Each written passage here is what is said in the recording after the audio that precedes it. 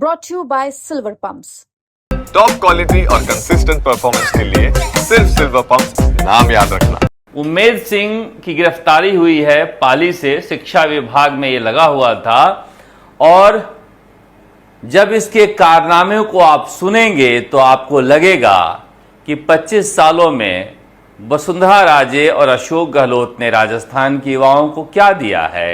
SOG के एक अधिकारी से बातचीत हो रही थी, वो बता रहे थे कि 4 ऑप्शन दिया है राजस्थान के युवाओं को। पहला, तुम्हें नौकरी चाहिए, तुम्हें हम पेपर देंगे, पेपर पढ़ा देंगे, तैयारी करवा देंगे। दूसरा, पेपर मिलने के बाद भी नहीं पढ़ पाते हो तो ब्लूटूथ से नकल करवा देंगे। वह भी नहीं कर पाते हो, तकनीकी रूप से अक्षम हो तो फिर डमी बैठा देंगे, मगर डमी बैठाने लायक भी नहीं हो तो फिर डिग्री खरीद कर ला देंगे। 25 सालों में वसुंधरा राजे और अशोक गहलोत ने राजस्थान के बेरोजगारों को यही दिया है। और जिस तरह से खुलासे हो रहे हैं, हमें तो लगता है कि जनता 25 सालों में जो नौकरी पाए सरकारी अधिकारी कर्मचारी हैं, उनको देखकर क्या सोच रही होगी या क्या सोचेगी। अब ये उम्मेद सिंह का जो खुलासा हुआ है, आप सोचकर दंग रह जाएंगे कि इस शख्स ने कितनी परीक्षाओं में डमी बैठकर पास करवाया है। आप सोचिए, सब इंस्पेक्टर परीक्षा 2021 और 2018 भी, सेकेंड ग्रेड टीचर परीक्षा 2022, फर्स्ट ग्रेड लेक्चरर परीक्षा 2020 और 2022 भी, शारीरिक शिक्षक अध्यापक भर्ती परीक्षा 2022, REET second level 2022, rate 10 lakh रुपए। इतनी परीक्षाओं के नाम सुनने के बाद आपको क्या लग रहा है कि राजस्थान में चल क्या रहा था पिछले 25 सालों से। हम ये लड़ाई इसीलिए लड़ रहे थे, किसी सरकार के खिलाफ ये लड़ाई नहीं थी, ये लड़ाई थी राजस्थान के युवाओं को लेकर।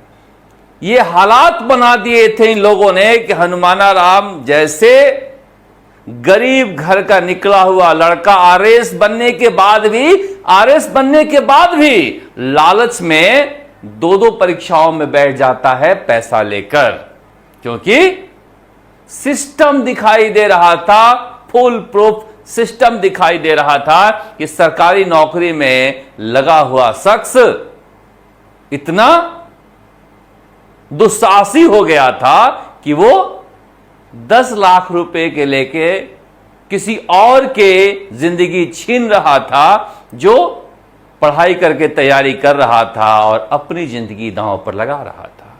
अब क्या कहेंगे आप।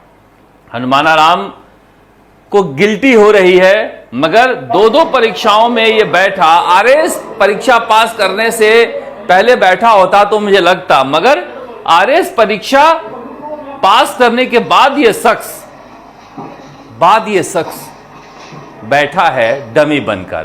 बाड़मेर और सांचौर के इलाके में क्या चल रहा था, ये सोचकर समझकर ऐसा किस विधि से आप सरकारी नौकरी में जाएंगे। मगर ये तलाश लंबी है। सुरेश ढाका को खोज कर लाना ही होगा और जगदीश बिश्नोई से पूछकर सब कुछ बताना ही होगा। हमारी मुहिम के बाद सक्रियता आई है और जगदीश बिश्नोई भी शायद जमानत पर निकलने में उसकी देरी हो, पर जरूरी है। एसओजी के कर्मचारी अधिकारी दिन रात काम कर रहे हैं, हमारे और आपके काम कर रहे हैं, हमारे और आपके लिए।